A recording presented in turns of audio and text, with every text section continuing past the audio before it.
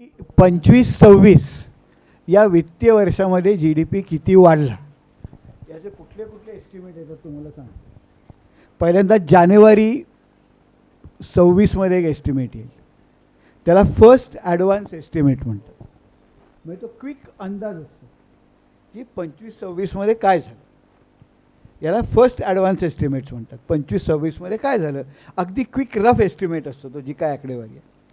नंतर फेब्रुवारीमध्ये second advance estimate येतो बजेटच्या वेळेला.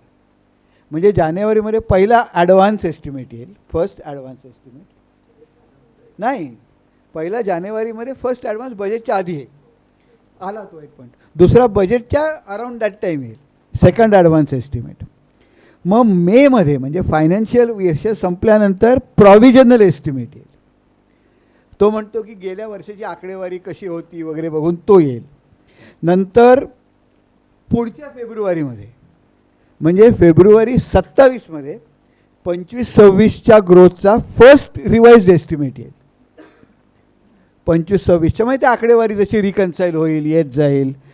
आणि फायनल एस्टिमेट हा साधारण 28च्या फेब्रुवारीमध्ये येईल. त्याला सेकंड रिवाइज एस्टिमेट म्हणजे फायनल एस्टिमेट म्हणतात. म्हणजे कुठल्याही GDP ग्रोथचे आपल्याकडे 5 एस्टिमेट्स येतात. फर्स्ट ॲडव्हान्स एस्टिमेट येतो वर्ष संपायच्या आधी जानेवारीमध्ये, तो अगदी कच्चा असतो पण रफ असतो, या वर्षभर आपलं काय झालं. मग फेब्रुवारीमध्ये बजेटच्या येतो तो सेकंड ॲडव्हान्स एस्टिमेट, म्हणजे आता 8.3 आला, तो काहीतरी परत येईल तिथे. 8.3 जो आपण सांगतो आपण टाळ्या वाजवल्या, तो भयंकर रफ प्रॉव्हिजनल एस्टिमेट आहे. म्हणजे पहिल्यांदा GDP हा रफ मेजर असतो, त्याचा रफ प्रॉव्हिजनल एस्टिमेट हा 8.3% आहे. हा फर्स्ट रिवाइज एस्टिमेट जानेवारीमध्ये आला, फर्स्ट ॲडव्हान्स एस्टिमेट जानेवारीमध्ये आला. सेकंड ॲडव्हान्स एस्टिमेट आपला आता फेब्रुवारीमध्ये बजेटच्या वेळेला येईल. नंतर प्रॉव्हिजनल एस्टिमेट हा मेमध्ये येईल, त्यात पुन्हा हा आकडा बदलू शकेल 8.3%. मग त्याच्यानंतर फेब्रुवारी 27 मध्ये एक एस्टिमेट येईल, तो फर्स्ट रिवाइज एस्टिमेट असेल. आणि 28च्या फेब्रुवारीमध्ये जी आकडेवारी येईल ती फायनल एस्टिमेट आपल्याकडे असेल. त्यामुळे 5 एस्टिमेट आपल्याकडे येतात. मला बऱ्याच वेळा लोक फोन करतात की सर यावेळेला GDP पेशीचा पेपरवाले आता NSE म्हटलं की फर्स्ट ॲडव्हान्स एस्टिमेट 8.3%, सर ते गेल्या वेळेला 8.1% होतं. अरे म्हटलं हा फर्स्ट प्रॉव्हिजनल एस्टिमेट आहे, हा प्रॉव्हिजनल रिवाइज रफ एस्टिमेट आहे. त्याने आपल्या अर्थव्यवस्थेचं काय झालं याच्यावर आपण आत्ता कॉमेंट करूया नको. आपल्याकडे फायनल एस्टिमेट हा 2 वर्षांनी येणार आहे. त्यामुळे हे एस्टिमेट रफ असतात, एवढं फक्त लक्षात ठेवायचं. 5 एक एस्टिमेट येतात. आता मी तुम्हाला इकॉनॉमिक सर्वे जो येतो आपण त्या आकडेवारीवर 2 महत्त्वाच्या संकल्पना अर्थशास्त्रामध्ये सांगायला तुम्हाला विसरलो, मूलभूत आहेत त्या. फर्स्ट इज अपॉर्च्युनिटी कॉस्ट, आणि बजेट बघताना अपॉर्च्युनिटी कॉस्टची संकल्पना फार महत्त्वाची असते, ते बोललं जात नाही. अपॉर्च्युनिटी कॉस्ट म्हणजे काय, अर्थशास्त्रात मूलभूत गृहीतक असं आहे की सगळी संसाधनं मर्यादित असतात आणि त्याचे अनेक पर्यायी उपयोग असतात. सगळं म्हणजे जगातली कुठलीच गोष्ट अशी नाही की जी अमर्याद सप्लायमध्ये आहे. वेळसुद्धा अमर्याद आहे का, नाही, काहीच नाही. कुठलंच संसाधन असं आहे की ज्याला अनलिमिटेड यूज आहे, ज्याला अनलिमिटेड सप्लाय, लिमिटेड यूज आहे. फक्त त्याचे उपयोग आपल्याला पर्यायी बरेच असतात. म्हणजे वेळ मर्यादित संसाधन असतं, त्याचे उपयोग अनेक तऱ्हेने आपल्याला करायचे असतात. त्यामुळे आपण वेळ एका गोष्टीसाठी जेव्हा वापरतो तेव्हा तो दुसऱ्या कुठल्या तरी गोष्टीसाठी वापरत नाही. म्हणजे आता तुम्ही आज इथे बसला आहात, तुम्ही एखादं चांगलं नाटक आत्ता बघू शकला असतात, तर इथे बसण्याचा अपॉर्च्युनिटी कॉस्ट हा नेक्स्ट बेस्ट ऑल्टरनेटिव्ह फोरगॉन असतो. त्यामुळे अर्थशास्त्रामध्ये कुठल्याही रिसोर्सचा वापर विशेषतः बजेटरी कॉन्टेक्स्टमध्ये करायचा असेल तर त्याचा अपॉर्च्युनिटी कॉस्ट लक्षात घ्यायचा असतो. म्हणजे लाडकी बहीण योजना जेव्हा आपण म्हणतो तेव्हा सगळी चर्चा अशी चालते की बायकांच्या हातात आपण पैसे दिले, बायकांचं भलं करतो आहे वगैरे. पण हे 44,000 कोटी रुपयाचे अपॉर्च्युनिटी कॉस्ट काय आहे, म्हणजे हे 44,000 रुपये आपण बायकांना देण्याची इतर काय करू शकलो असतो.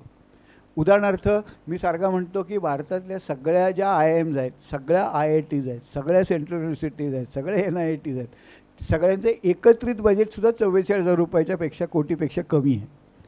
म्हणजे आपण भारतात जेवढ्या सगळ्या सेंट्रल युनिव्हर्सिटी IIM IIT वगैरे आहेत त्या सगळ्या एम्स आहेत त्या सगळ्या महाराष्ट्रात चालवू शकतो जर लाडक्या बहिणींना पैसे दिले नाहीत तर. असं जेव्हा आपण बघतो तेव्हा आपल्या लक्षात की अरे ह्या रिसोर्सेस आपण इतर काय करू शकलो असतो. आणि नॉर्मली जेव्हा लाडके बहीण वगैरे स्कीमसारखं आणलं असतं तेव्हा असं म्हणजे आता महाराष्ट्र सरकारने डॉक्युमेंट काढलं आहे, म्हणजे बायकांनी काय दळण कांडपचे धंदे सुरू केले वगैरे वगैरे वगैरे, ते आपल्या सगळ्यांना ग्रेट वाटतं. पण ऑल्टरनेटिव्ह आपण हे सगळं करू शकलो असतो हे जेव्हा आपण बघतो तेव्हा हे चित्र खूप वेगळं वाटतं. त्यामुळे रिसोर्सेस बघताना आपण अपॉर्च्युनिटी कॉस्ट बघायचे, हा एक महत्त्वाचा भाग आहे. आणि दुसऱ्या अर्थशास्त्रामध्ये दुसरी फंडामेंटल कॉन्सेप्ट आहे gains from trade, gains from exchange. म्हणजे जेव्हा लोक एकमेकाशी व्हॉलेंटरीली ट्रान्झॅक्शन्स एक्सचेंज करतात तेव्हा दोघांचंही भलं होतं. म्हणजे समजा माझ्याकडे 100 संत्री आहेत तर तुमच्याकडे 100 सफरचंद आहेत, दुसरं काही नाही. माझ्याकडे फक्त 100 संत्री, तुमच्याकडे फक्त 100 सफरचंद आहेत. आपण एकमेकांना भेटल्यावर साहजिकपणे काय करू, ते म्हणणार माझ्याकडे संत्री खूप आहेत यार, बरं संत्र्याची चव आता फार शिसारी आहे, जरा 2 सफरचंद दे ना. आणि तो सफरचंदवाला म्हणेल की देतो ना, मला पण सफरचंद शिसारी आली आहे पण तुला 5 संत्री द्यायला लागतील मला. ही एक्सचेंज होईल ना, आणि एक्सचेंज केल्यावर दोघांचंही कल्याण वाढेल. So exchange benefits everybody as long as it is voluntary. Voluntary एक्सचेंजचे गेन्स फ्रॉम ट्रेड असतात, आणि गेन्स फ्रॉम ट्रेड हे सगळीकडे होतात. आंतरराष्ट्रीय व्यापारात पण होतात, देशांतर्गत धंद्यात पण होतात, व्यवसायात होतात. आणि gains from trade are a basic driver of exchange. अर्थव्यवस्था का चालते तर गेन्स फ्रॉम ट्रेड असतात म्हणून. हां, जिथे गेन्स फ्रॉम ट्रेड नसतात तिथे कंपल्सरीली करायला लागतं.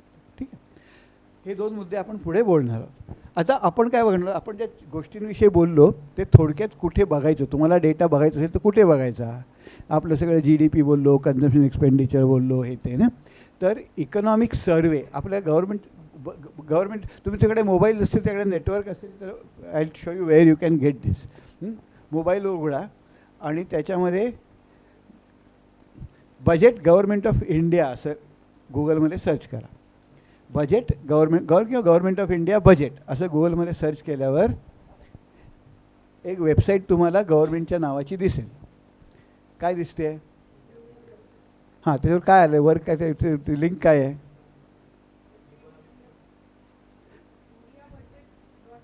हां, indiabudget.gov.in. आता त्याच्यावर क्लिक करा. त्याच्यावर इकॉनॉमिक सर्वे आलं. हां, इकॉनॉमिक सर्वेवर क्लिक केलं की तुम्हाला एक तर PDF डॉक्युमेंट येईल, सगळा सर्वे येईल. हां, गेल्या वर्षी काय काय झालं, आणि स्टॅटिस्टिकल अपेंडिक्स म्हणून एक येईल.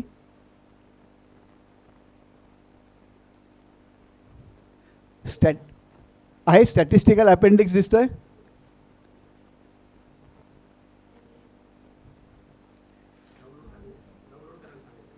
नाही, फक्त बघा. म्हणजे मी डाउनलोड केला आहे, तुम्हाला बघायचं दिसतंय स्टॅटिस्टिकल अपेंडिक्स.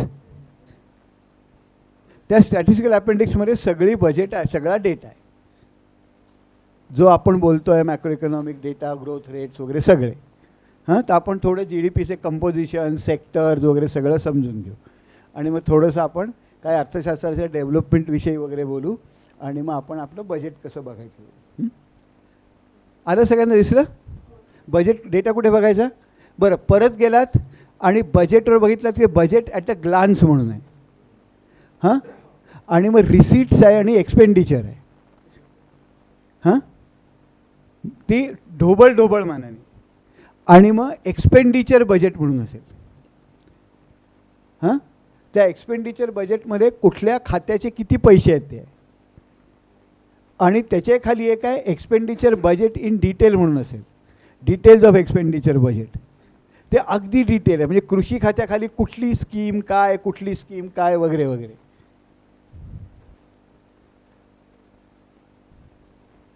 हां, याच्यामध्ये सहसा 2 टाईपच्या स्कीम दिसतील. काही स्कीम ज्या आहेत ह्या केंद्र सरकार पूर्णपणे खर्च करतं त्याचा, आणि काही स्कीम आहे त्याला सेंट्रली स्पॉन्सर्ड स्कीम्स म्हणतात. त्यातला काही भाग केंद्र सरकार करतं, काही भाग राज्य सरकार करतं. तुम्हाला माहिती आहे की आपल्या कंकरंट लिस्ट आहेत ना, म्हणजे स्टेट लिस्ट आहे, युनियन लिस्ट आहे आणि स्टेट लिस्ट आहे, कंकरंट लिस्ट आहे. त्यातल्या काही स्टेट लिस्टमधली पण कामं युनियन गव्हर्नमेंट खर्च करते. उदाहरणार्थ सर्व शिक्षा अभियान वगैरे, खरं तर एज्युकेशन हा स्टेट सब्जेक्ट आहे, पण तरी सेंट्रल गव्हर्नमेंट त्याच्यावर काम करते. वेगवेगळ्या खात्याचे वेगळे मिळतील. हां, मी त्यातनं काही तुम्हाला ढोबळ मानेन ते कसं बघायचं आत्ता सांगतो. ठीक आहे. पहिल्यांदा आपण हा सर्वे बघूया, इकॉनॉमिक सर्वे. स्टॅटिस्टिकल अपेंडिक्स मी इथे दाखवतो. तुम्हाला काही ते बजेट मोबाईलवर बघायची गरज नाही, तुम्ही बघू शकाल ते. पण कुठे शोधायचं सापडलं ना, म्हणजे भारताविषयी डेटा बघायचा असेल, GDP BDP ग्रोथ काय बघायचं असेल, मग त्याचे कॉम्प्लिकेशनसुद्धा तुम्हाला सांगतो आता चर्चा करताना. आणि तो डेटा दाखवताना काही आनुषंगिक विषयाने भारताच्या ग्रोथविषयी काही आर्थिक विचाराविषयी वगैरे काही मी मुद्दे मांडतो तुमच्यासमोर. बरं, तर आता हे जे आहे, हा जर बघितलात तुम्ही स्टॅटिस्टिकल अपेंडिक्स, तो एक्सेलमध्ये पण मिळतो ना, तिथे एक्सेलमध्ये पण मिळतो. हे सगळ्या अनुक्रमणिक आहेत.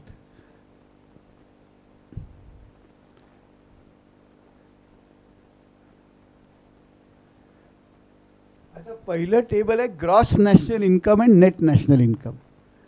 आता ग्रॉस नॅशनल इन्कम आणि ग्रॉस डोमेस्टिक प्रोडक्ट GDP मध्ये फरक आहे. GDP म्हणजे देशांतर्गत जे उत्पन्न इन्कम येतं ते. नॅशनल इन्कम म्हणजे परदेशातनं सुद्धा आपल्या देशात जे इन्कम येतं, म्हणजे परदेशातनं आपल्या देशात जे येतं मायनस आपल्या देशातनं परदेशात जे जातं, त्याची जर बेरीज केली तर ग्रॉस नॅशनल इन्कम. बरोबर. आता आपण एखादी गोष्ट तयार करतो तेव्हा घसारा पण होतो ना, वस्तूंची किंमत कमी पण होते ना, तर तो डेप्रिसिएशन वजा केलं तर नेट नॅशनल इन्कम किंवा net domestic product. Gross domestic product म्हणजे देशांतर्गत जे होतं ते. ग्रॉस नॅशनल इन्कम म्हणजे देशांतर्गत प्लस बाहेर येणारं इन्कम. आणि इन्कम म्हणजे टिपिकली उत्पादन, पैसे नाही, वस्तू आणि सेवांचे उत्पादन. बरोबर. इन्कम आणि पैशाचा फ्लो म्हणजे एक्सपेंडिचर त्यासाठी होणार. हां, आपलं घरचं इन्कम म्हणजे महिन्याला पगार येतो तो, पण तो ॲक्च्युअली तो पगार कुठल्या तरी वस्तू आणि सेवाचं हे असतं ना, त्यामुळे त्याला करस्पॉन्डिंग वस्तू आणि सेवांचा फ्लो असतो. आणि आपल्या दृष्टीने वस्तू आणि सेवांचा फ्लो महत्त्वाचा असतो. बरोबर. बरं, तर मी आता तुम्हाला दाखवतो कसं दिसतं हे. अनएम्प्लॉयमेंट रेट वगैरे सगळ्या गोष्टी आहेत ना, या जरा आपण थोडंसं ह्याची चर्चा बरीच होते, त्यामुळे आपण ह्याचाही अर्थ नीट लावला पाहिजे. हां, तर आपल्याकडे पिरियॉडिक लेबर फोर्स सर्वे म्हणून एक येतो. तो पूर्वी क्वार्टरली यायचा, तर दर महिन्याला येतो. आणि त्या महिन्यातनं आपल्या देशातले लोक काय काय काम करतात, बेरोजगार किती आहेत, कुठल्या स्वरूपाचं काम करतात, हे याच्यामध्ये येतं. तर काही महत्त्वाच्या संकल्पना आपण लक्षात घेऊ. वर्क फोर्स, लेबर फोर्स म्हणजे काय की लेबर फोर्स म्हणजे people who R either in employment और आर ॲक्टिवली सीकिंग वर्क. जे काम करतायत किंवा जे काम शोधतायत, हा लेबर फोर्स म्हणतात. हां, लेबर फोर्स पार्टिसिपेशन रेट म्हणजे काय, तर labour force divided by working age population. म्हणजे जर लेबर फोर्स पार्टिसिपेशन रेट 60% असेल, त्याचा अर्थ असा होतो की माझ्याकडच्या देशातल्या वर्किंग एज पॉप्युलेशनमधले 60% लोक आयदर काम करतायत किंवा काम शोधतायत. बरोबर. बरं, नंतर दुसरा आहे तो वर्क फोर्स वर्क फोर्स आणि लेबर फोर्समध्ये फरक काय. लेबर फोर्स म्हणजे people who are employed or are seeking work. Work force म्हणजे only those who are employed, seeking वर्कला आपण धरत नाही. त्यात वर्क फोर्स पार्टिसिपेशन रेट म्हणजे those who are working divided by the total working age population. हा work force participation झाला. बरोबर. आता आपल्या देशात याविषयी खूप चर्चा आहे की आपला लेबर फोर्स पार्टिसिपेशन रेट जो आहे, विशेषतः स्त्रियांचा, ग्रामीण भागातल्या स्त्रियांचा भारतात साधारण 33-34% आहे आणि शहरी भागातल्या स्त्रियांचं साधारण 20-22%. म्हणजे भारतातल्या शहरी भागातल्या काम करण्याच्या वयातल्या स्त्रियापैकी साधारण 24-25% स्त्रिया काम शोधत आहेत किंवा काम करत आहेत, बाकीच्या लेबर फोर्समध्येच नाहीच आहेत. आणि हा जो लेबर फोर्स पार्टिसिपेशन आपल्या शहरात भागातल्या स्त्रियांचा आहे, हा साधारण सब साहारन आफ्रिकन कंट्रीज वगैरेच्या लेवलचा आहे. आणि त्यामुळे आपल्या देशामध्ये याची खूप चर्चा होते की शहरी महिलांचा लेबर फोर्स, ग्रामीण महिलांचा पण लेबर फोर्स पार्टिसिपेशन रेट कमी आहे. पुरुषांचं साधारण 70-75% आसपास असतो. त्यामुळे चिंता अशी आहे की डेमोग्राफिक डिव्हिडंड जर आपण म्हणत असू, पण त्यातल्या 50% स्त्रिया आहेत आणि त्या 50%तल्या 75% जर काम शोधतच नसतील तर डेमोग्राफिक डिव्हिडंड येतो कुठनं? म्हणून स्त्रियांचा लेबर फोर्स पार्टिसिपेशन रेट हा एक खूप मोठा प्रश्न आहे आणि त्याच्यावर चर्चा होते. आम्हाला असं दिसलं एका अभ्यासात की जर पायाभूत सुविधा म्हणजे केअर वर्क इझी करणाऱ्या सोयी जर असतील तर मग स्त्रियांचा पेड एम्प्लॉयमेंटचा रेट जास्त असतो किंवा नोकरी करण्याचं प्रमाण जास्त असतं सॅलरीड. आता workforce participation rate, labour force आपण कुणाला म्हणतो, वर्कर्स कुणाला म्हणतो? त्याच्यामध्ये 4 टाईपचे वर्कर्स असतात. एक तर सॅलरीड वर्कर्स असतात, म्हणजे ज्यांना दर महिन्याला पगार मिळतो. मग त्या फॉर्मल किंवा इन्फॉर्मल असतील, म्हणजे माझ्या घरकामाचे बाई काम करतात, त्यांना मी महिन्याला एक फिक्स पगार देतो, त्यासुद्धा सॅलरीड वर्कर्समध्ये येतात. नंतर दुसऱ्या येतात कॅज्युअल वर्कर्स. कॅज्युअल वर्कर्स म्हणजे काय? जे डेली वेजवर वगैरे काम करतात, जे लॉंग टर्म कॉन्ट्रॅक्ट काहीच नसतो, त्यांना रोजच्या रोज काम असतं. तिसरा असतो सेल्फ एम्प्लॉईड. सेल्फ एम्प्लॉईड म्हणजे जे स्वतःचा धंदा स्वतः करतात. त्याच्यामध्ये खूप शेतकरी सगळे त्याच्यात येतात, विदाऊट एम्प्लॉईंग एनी लेबर. म्हणजे समजा 1.5 एकर सोयाबीन लावला असेल, मीच एकटा तिथे काम करतो, तर मी सेल्फ एम्प्लॉईड होतो. किंवा माझं चहाचं दुकान असेल तर मी तिथे सेल्फ एम्प्लॉईड होतो. समजा माझं चहाचं दुकान असेल, तिथे मी पोरगा कामाला ठेवला, तर तिथे एक माणूस सेल्फ एम्प्लॉईड आणि एक सॅलरीड एम्प्लॉईड असेल. जर त्याला महिन्याला पगार देत असेल, त्याला फक्त मी मधनं बोलवत असेल तर तो कॅज्युअल वर्कर होईल. बरोबर. आणि चौथा आहे अनपेड फॅमिली वर्कर. हा वर्कमध्येच धरतो आपण. अनपेड फॅमिली वर्कर म्हणजे काय? त्याचा केअर वर्क आणि त्या गोष्टी एक नाहीत, वेगळ्या आहेत. अनपेड फॅमिली वर्कर म्हणजे जी व्यक्ती कुठल्या तरी इकॉनॉमिक ॲक्टिव्हिटीला कॉन्ट्रीब्यूट करते, पण तिला स्वतःला त्याचे पैसे मिळत नाहीत. म्हणजे उदाहरणार्थ मी काकांच्या भाजीच्या दुकानात बसतो, काका मला अजिबात पैसे देत नाहीत, पण मी BAच्या 3rd इयरला आहे आणि मी इकडे तिकडे फिरून असं वडिलांना वाटतं, त्यामुळे वडील मला भाजीच्या दुकानात बसायला लावतात, तर तो मी अनपेड फॅमिली वर्कर आहे. किंवा मी चर्मकार आहे, मी चपला शिवतो आणि चपला शिवताना कापताना त्याचे तुकडे वगैरे पडतात, ते रोज स्वच्छ करून ठेवणे, जमीन झाडणे, तिथे ते माझं मशीन नीट पुसून ठेवणे, हे काम जर घरातली माझी मुलगी करत असेल तर ती अनपेड फॅमिली वर्कर होते, पण ते वर्कमध्ये धरतात. माझी आई जी माझ्यासाठी पोळ्या करते ते वर्कमध्ये आपण धरत नाही, कारण ते प्रोडक्शन बाउंड्रीच्या बाहेर जातं. Those are services which the household produces for itself, care वर्कमध्ये येतात. ज्या गोष्टी मार्केटसाठी प्रोड्यूस करतो त्यांना वर्क म्हणतात, आणि त्याला ते वर्कला कॉन्ट्रीब्यूट करणारा त्याला काही पैसे मिळत नसले तर अनपेड फॅमिली वर्कर म्हणतो आपण. पैसे मिळत असेल तर वर्कर म्हणतो. ठीक आहे. तर या आपल्या वर्कच्या डेफिनेशन आहेत. आणि मग ह्याच्यामध्ये ॲडिशनली जे कुठलंही काम करत नाहीत पण काम शोधत आहेत असे जर लोक घेतले, त्यांना आपण अनएम्प्लॉईड म्हणतो. तर या सगळ्यांची बेरीज म्हणून आपला वर्कफोर्स पार्टिसिपेशन रेट येतो. आणि शहरी विशेषतः ग्रामीण स्त्रियांचा जो लेबर फोर्स पार्टिसिपेशन रेट तो ऑलरेडी कमी आहे, आणि त्यातला अनपेड फॅमिली वर्कर्सचा शेअर खूप मोठा आहे. म्हणजे ज्या स्त्रिया ऑलरेडी कमी स्त्रिया काम करतात आणि त्यातल्या पण मेजॉरिटी स्त्रिया या अनपेड फॅमिली वर्कर्स आहेत. ही आपल्याकडची परिस्थिती आहे. आता आपण अनएम्प्लॉईड म्हणतो, तिथे हा जो डेटा आहे PLFSचा डेटा, त्याच्यामध्ये एका अर्थाने अनएम्प्लॉयमेंट अंडर एस्टिमेट होते, एका अर्थाने ओव्हर एस्टिमेट होते. अनएम्प्लॉयमेंट अंडर एस्टिमेट कशी होते की 2 प्रकारचे अनएम्प्लॉयमेंट मोजले जातात. एक तर युज्युअल स्टेटस, म्हणजे गेल्या वर्षभरात तुम्हाला रोजगार मिळाला का, बहुतेक वेळ तुमचा स्टेटस काय होता. तर गेल्या वर्षभरात 180पेक्षा जास्त दिवस जर मला काम नव्हतं तर मी युज्युअल स्टेटस अनएम्प्लॉईड किंवा प्रिन्सिपल स्टेटस अनएम्प्लॉईड होतो. तसंच वीकली स्टेटस पण असतं.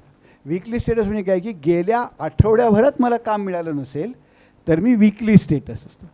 याचा उपयोग काय असतो? युज्युअल स्टेटस ही लॉंग टर्म अनएम्प्लॉयमेंट दाखवते. मी उदाहरणार्थ मी सुशिक्षित बेकार असेल, मी अप्लाय नो रिप्लाय टाईप असेल, मला काय मिळतच नसेल, तर मी युज्युअल स्टेटस अनएम्प्लॉईड आहे. पण मी वाईच्या एस टी स्टँडवर हमाल आहे, मला गेल्या आठवड्याभर काम मिळालं नाही, 15 दिवसापूर्वी मिळालं होतं, मी शॉर्ट टर्म अनएम्प्लॉईड.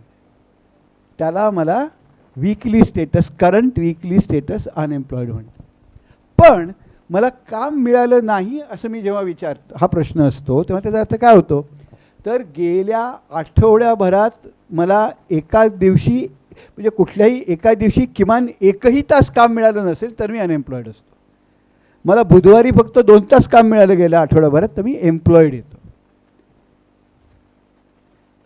ही ती डेफिनेशन आहे. त्यामुळे आपली डेफिनेशन काय करते, अंडर समजा मला रोज 2 तास काम मिळतं ना, मी गेलो, समजा मी बाबा एक काका आहेत, ते रोज सातारून येतात, किराणा मालाचं दुकान आहे त्यांचं, आणि पुण्याहून ते माल घेऊन येतात. मला फक्त काम संध्याकाळी एवढंच मिळतं की 5 वाजता ते आले की त्यांची पिशवी डोक्यावर घ्यायची, त्यांच्या घरापर्यंत पोचवायची, आणि त्याला लागतो साधारण अर्धा तास पाऊण तास, त्यांचं घर दूर आहे, तेवढंच काम मला मिळतं. तर मी खरं तर मी पार्शली अनएम्प्लॉईड आहे, म्हणजे I am underemployed. Underemployed ही व्याख्या आहे, मला पूर्ण वेळ मिळत नाही, पण माझ्या आमच्या करंट वीकली स्टेटसच्या डेटामध्ये मी एम्प्लॉईड दिसेल. म्हणून आपला जो ऑफिशियल डेटा आहे हा या अर्थाने अनएम्प्लॉयमेंट अंडर एस्टिमेट करतो. दुसरी गोष्ट अशी आहे की समजा मी इंजिनियर आहे, मला काम काही मिळत नाही, मी रिक्षा चालवतो वाईट, हाय मी इंजिनियर आहे, मी रिक्षा चालवतो, माझ्या दृष्टीने मी बेकार आहे, मला दुसरं संधी मिळाली तर मी रिक्षा चालवणं बंद करून नोकरी करीन, पण आकडेवारीमध्ये मी एम्प्लॉईड आहे, कारण मला गेल्या आठवड्यामध्ये 1 तासाच्या वर किंवा वर्षभरसुद्धा मी प्रिन्सिपल स्टेटससुद्धा एम्प्लॉईड आहे. त्यामुळे अनएम्प्लॉयमेंटची आकडेवारी बघताना थोडीशी काळजीपूर्वक बघायची असते.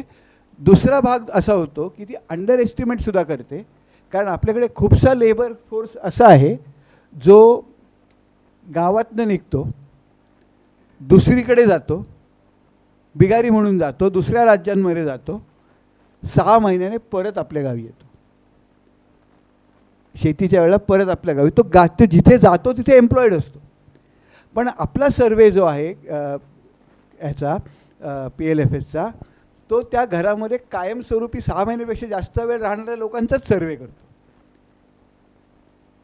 तो सर्वे करताना असं विचारतो की हे घर आहे, या घरामध्ये तू कोण आहे, शिक्षा आहे, नीरज आतेकर या घरामध्ये आहे, तो गेल्या 6 महिन्यापेक्षा जास्त वेळा घरामध्ये राहतो का, हो, मग आम्ही त्याचा सर्वे करणार, कारण त्यांना एक पॅनल पाहिजे असतं, तेच हाऊसहोल्ड पुढच्या क्वार्टरमध्ये कसं वगैरे वगैरे. त्यामुळे असं होतं की जर नीरज आतेकर 6 महिन्यापेक्षा 3च महिने गावात राहत असेल, बाकी 9 महिने पटण्यात जाऊन खड्डे खोदत असेल, तर त्या पटण्यात जाऊन खड्डे माझी नोकरी असते, काम असतं मला, पण ते माझ्या आकडेवारीमध्ये नीरज आतेकर या घरातला एम्प्लॉईड माणूस असं कधीच दिसणार नाही, आणि तो पटण्यामध्ये कुठेच येणार नाही, कारण मी कुठल्याच हाऊसहोल्डमध्ये राहत नाही, पटण्यामध्ये कुठल्याच हाऊसहोल्डचा परमनंट मेंबर नाही. त्यामुळे हा डेटा अनएम्प्लॉयमेंट अंडर एस्टिमेट पण करतो, ओव्हर एस्टिमेट पण करतो. विशेषतः क्वालिटी ऑफ एम्प्लॉयमेंट ही त्या डेटामधनं कळत नाही, आणि पार्शली अनएम्प्लॉईड आहे म्हणजे तो जेन्युइनली पूर्ण अनएम्प्लॉईड आहे की अंडर एम्प्लॉईड आहे हे पण त्या डेटामधनं कळत नाही, आणि त्यामुळे आपला जो अनएम्प्लॉयमेंटची आकडेवारी असते खूप कमी असते. म्हणजे ओव्हरऑल पुरार्थ महिलांचं अनएम्प्लॉयमेंट बघितलं, रुरल महिलांचं, तर ते सर्वात जास्त गोवा आणि केरळमध्ये आहे, आणि सर्वात कमी झारखंडमध्ये आहे. कारण काय की झारखंडमधल्या मुली या अशिक्षित आदिवासी मुली आहेत, त्यांना फार संधी मिळालेल्या नाही आहे, त्यांना पोटापाण्याची गरज आहे, म्हणून त्या फार काळ बेकार राहू शकत नाहीत. का मिळालं नाही तर कुठेतरी रस्त्याच्या बसून तरी पेरू विकणं त्यांना भाग असतं, म्हणून त्या डेटामध्ये अनएम्प्लॉईड दिसतात.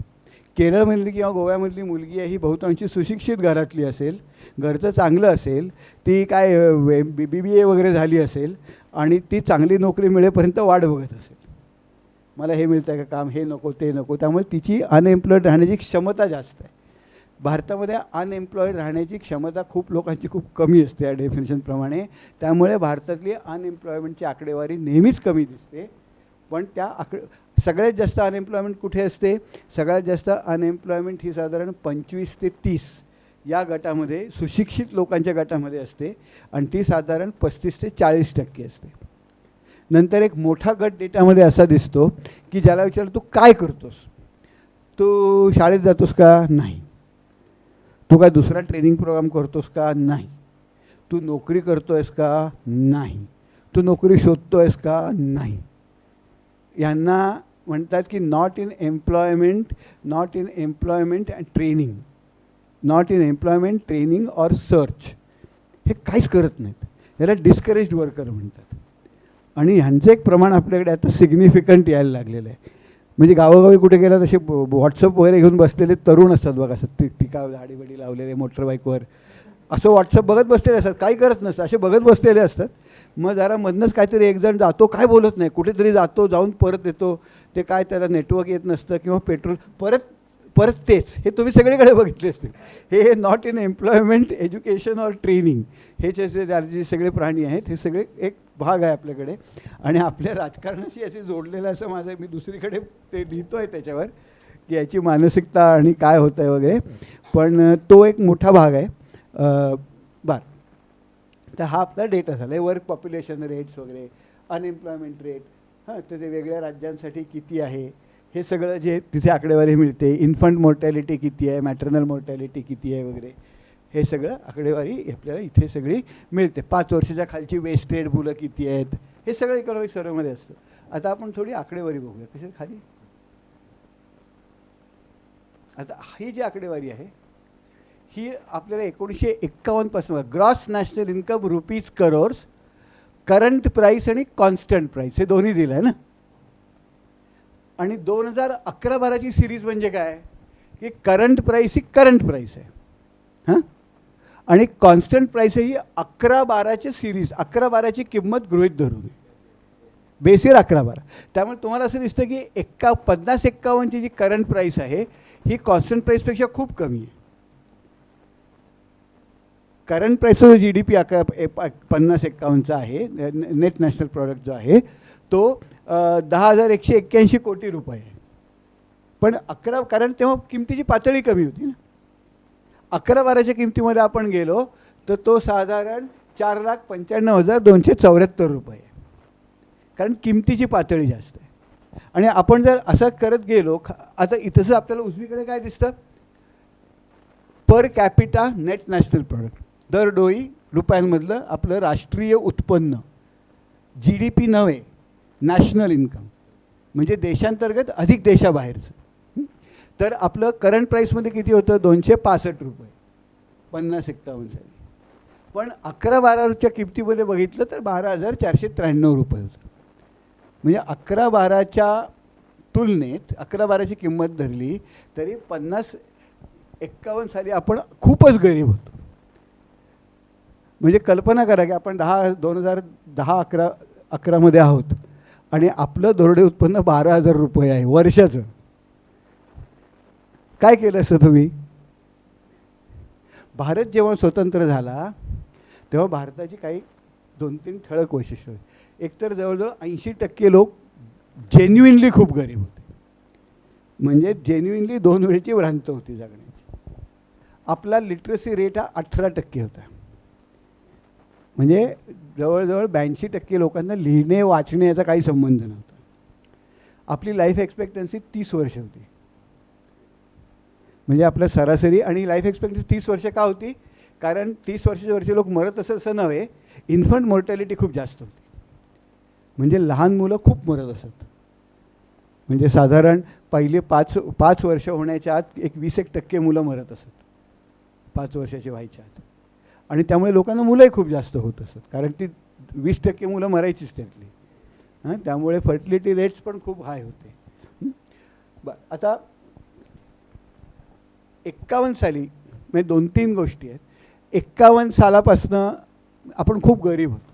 आपल्या याचं दुसरं वैशिष्ट्य काय आहे की आपण जगातल्या अशा खूप कमी देशांपैकी आहोत की ज्यांनी स्वातंत्र्य मिळाल्या प्रत्येका व्यक्तीला मतदानाचा हक्क दिला. हे जगात कुठेच झालं नाही. सगळ्यांना मतदानाचे हक्क टप्प्याटप्प्याने मिळाले.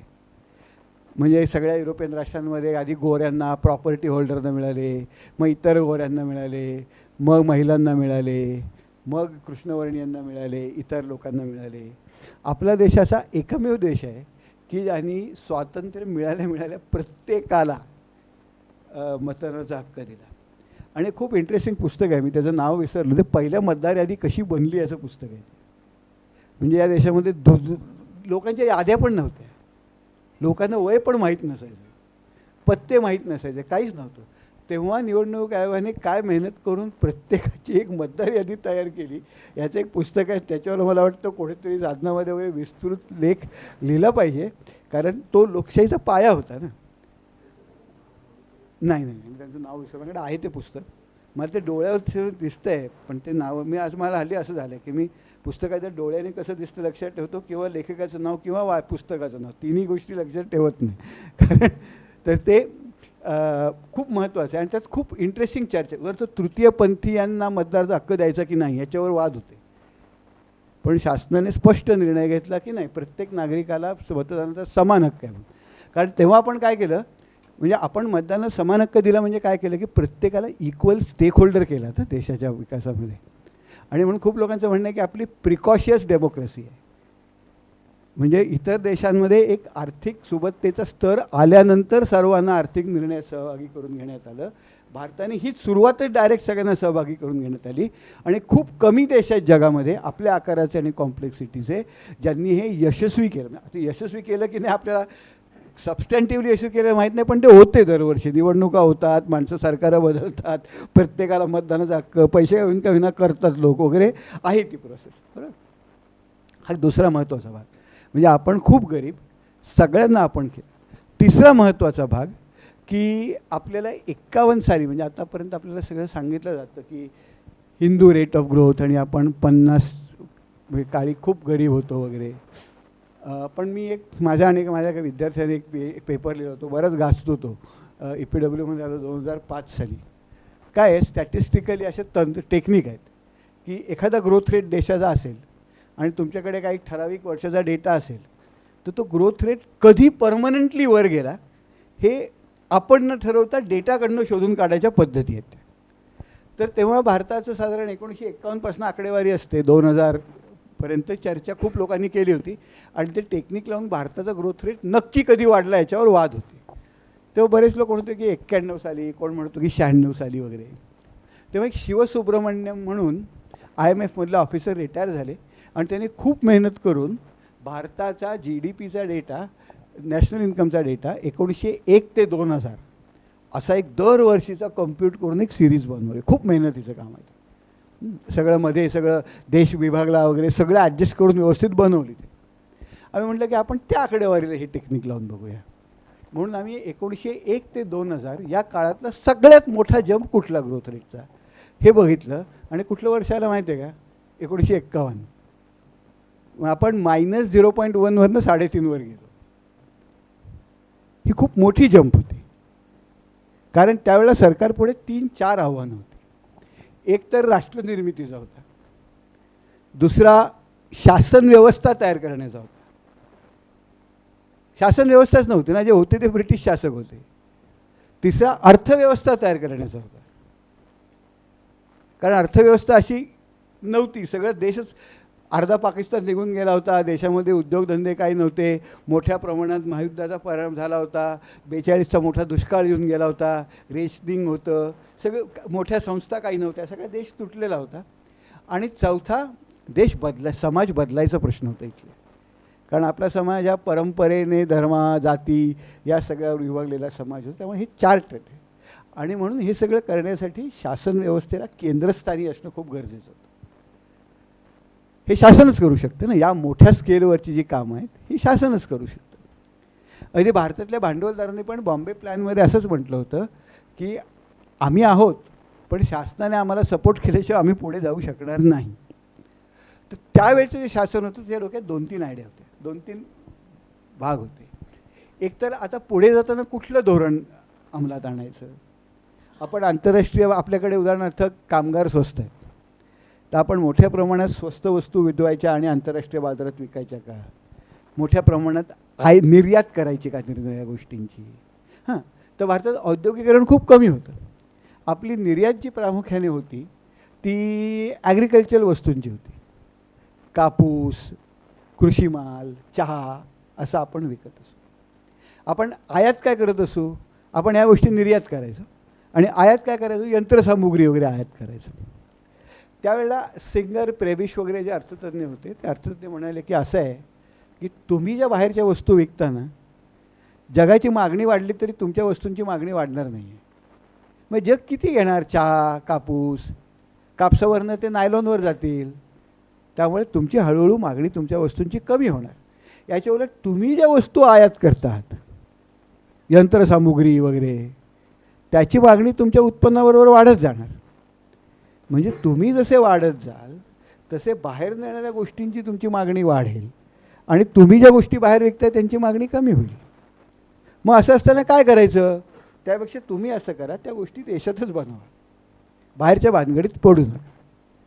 ही आपली दुसरा भाग असा होता की लोकांना असे वाटायचं की यार आपण तर या सगळ्या हे आम्ही ब्रिटिश लोक इथं आले, व्यापारासाठी इथं आले, आपल्यावर राज्य करायला लागले, आता आपण पुन्हा परत त्यांच्या सगळ्यांबरोबर खुला व्यापार करायचा, ते नको, आपण आपलंच काय ते बघू. हा दुसरा एक विचार डोक्यामध्ये होता. आणि त्यामुळे आपण काय केलं की आपण आयात निर्यात या भानगडीमध्ये म्हणजे बाहेरच्या देशांना स्वस्त वस्तू विकून हा जो एक व्यापाराने ड्रिव्हन ग्रोथ जी आहे ही आपल्या देशामध्ये आपण केली. आपण असं म्हणालो की आम्ही स्वयंपूर्ण हो, बरोबर. आता स्वयंपूर्ण होण्यासाठी दुसरं काय करायचं? देशात औद्योगिकरण करायचं. देशात जर औद्योगिकरण करायचं असेल तर भांडवल लागेल. भांडवल कुठनं आणायचं हा महत्त्वाचा मुद्दा. भांडवल कुठनं आणायचं? आपल्याला परकीय भांडवल नको. आपल्याला पेप्सी वगैरे परकीय, आपल्यालाच आपलं करायचं म्हणल्यावर आपणच आपलं भांडवल उभं केलं पाहिजे. मगाशी म्हणजे इन्व्हेस्टमेंट कन्झम्पशनला ट्रेड ऑफ म्हणालो तेव्हा विचार असा आला की आपल्या देशात जर भांडवल करायचं असेल तर आपल्याला कन्झम्पशन सप्रेस केलं पाहिजे. कन्झम्पशन आपल्याला सप्रेस केलं तरच त्यातनं सेव्हिंग होतील ना. जर आपल्या देशातल्या लोकांचं कन्झम्पशनच खूप असेल तर सेव्हिंग कुठनं होणार? भांडवलला गुंतवणूक कुठनं होणार? आणि फक्त आपलाच विचार नव्हता, सोव्हिएट रशियामध्ये पण कलेक्टिव्हायझेशनमध्ये असंच झालं की देशाला जर भांडवल, उद्योगीकरणाला भांडवल पाहिजे असेल तर ग्रामीण भागातला कृषीमधला उपभोग कमी असला पाहिजे. म्हणून आपण पहिल्या प्लॅननंतर सातत्याने उद्योगीकरणाला, भांडवलाला उजवं माप दिलं आणि शेतीमाला, शेतीतल्या गुंतवणुकीला, शेतकऱ्यांच्या उत्पन्नाला आपण दाबून ठेवलं. आपण असंही करायला लागलो की महागाई वाढली की शेतमालाच्या दरावर आपण नियंत्रण आणायचं.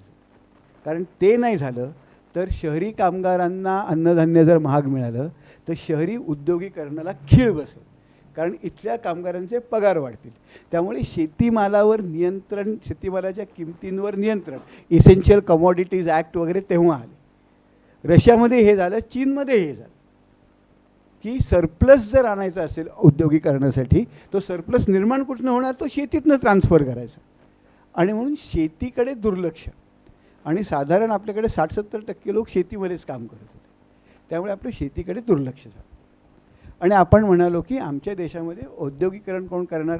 मग स्टेट करणार. आणि म्हणून आपण असं केलं की स्टेट जर करणार असेल तर काही गोष्टी स्टेटसाठी राखून ठेवल्या पाहिजेत.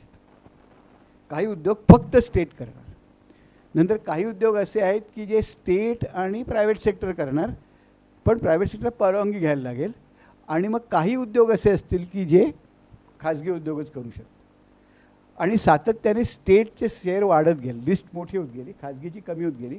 हा इंडस्ट्रियल पॉलिसी रेझोल्युशन 51चा इंडस्ट्रियल पॉलिसी रेझोल्युशन. आपण बहुतेक खाजगी गोष्टी, त्याच्याबरोबर आपल्याला गांधीजींचा पण प्रभाव होता. त्यामुळे आपण असं म्हणालो की बहुतेक उत्पादन जे खाजगी क्षेत्रातलं आहे हे आपण छोट्या क्षेत्रासाठी, स्मॉल स्केल सेक्टरसाठी राखून ठेवणार आहोत. आणि स्मॉल स्केल सेक्टरला आपण सबसिडाईज इनपुट्स देणार आहोत. आणि छोट्या सेक्टरमध्ये हे सगळं राहणार आहे, स्मॉल स्केल सेक्टरमध्ये राहणार आहे. मोठे उद्योग फार मोठे होऊ नयेत, नाही ते फार मोठे झाले तर ते मोनोपोली होईल आणि आपल्या देशाला ते मग धोकादायक होईल. म्हणून आपण लायसन्सिंग नावाची एक पॉलिसी आणली. ते लायसन्सची यादी बघायला तुम्हाला चक्कर येईल. म्हणजे मला जर मी सायकल बनवत असेल, मला जर 500 सायकलचं लायसन, तर 500 एकावी सायकल मी बनवू शकत नाही. मग मला लक्षात आलं की अरे 500 सायकल होणार, तर मला मागणी वाढली आहे. मग मी दिल्लीला जायचं, लायसनचा अर्ज करायचा आणि मग तो म्हणायचा की कशाला पाहिजे वगैरे, किती पाहिजेत, 520 सायकली मला करायच्या आहेत. मग 520 सायकलीचं लायसन, मग त्या अधिकाऱ्याला पैसे दे. तो अहो नाही, पण ते त्या गोलामियाने आधीच घेतलेलं लायसन, मग त्या गोलामियाकडे जायचं, त्याला सायकल बनवायचीच नाही, तो लायसन काढून ठेवायचा, मग त्याच्याकडनं हे लायसन विकत घे वगैरे. असं सगळं उद्योग, हा मोठ्या उद्योगांचा आपण करत होतो. आणि त्यामुळे झालं काय की त्यामुळे आपल्या शेतीकडे दुर्लक्ष झालं आणि बहुतेक ग्रामीण भाग आपले पुरेशा त्यांचा विकास झाला नाही आणि म्हणून ग्रामीण दारिद्र्य हे साधारण 70-80पर्यंत खूप मोठ्या प्रमाणात वर राहिलं. त्यामुळे इम्पोर्ट सबस्टिट्यूशन जे आपण करणार होतो, आपल्या देशात माल बनवायचा, तो आपण बनवलाच नाही. आपण फक्त खाजगी गुंतवणुकीवर बंधन आणले. म्हणजे पब्लिक सेक्टरने जो खाजगी आपल्या देशामध्ये सबस्टिट्यूशन करायचं होतं ते काही प्रमाणात केलं, पण ते खूप इनएफिशियंटली केलं आणि आपण नको त्या गोष्टी ॲड करत गेलो. म्हणजे एअर इंडिया उदाहरणार्थ मगाशी आपण जे बघितलं, एअर इंडियामधली सीट ही कुठलीही पब्लिक गुड नाही, त्याला एक्सटर्नॅलिटी नाही, ते मेरिट गुड नाही, पण तरी आपण त्याला पब्लिक सेक्टरमध्ये आणलं. कारण आपल्याला कसं वाटलं की प्रत्येक देशाला आपलं राष्ट्र बनतं आहे ना. आता सोव्हिएट युनियनला एरोफ्लोत आहे, पॅनॅम आहे, ब्रिटिश एअरवेज आहे, तर आपल्याला पण आपली एक एअरवेज पाहिजे राष्ट्र म्हणून. म्हणून केवळ एका राष्ट्रवादाच्या भावनेतनं आपण त्या त्या याचं खाजगीकरण, एअर इंडियाचं नॅशनलायझेशन केलं. नंतर आपण अनेक उद्योग स्वतःच्या गळ्यात बांधून घेतले.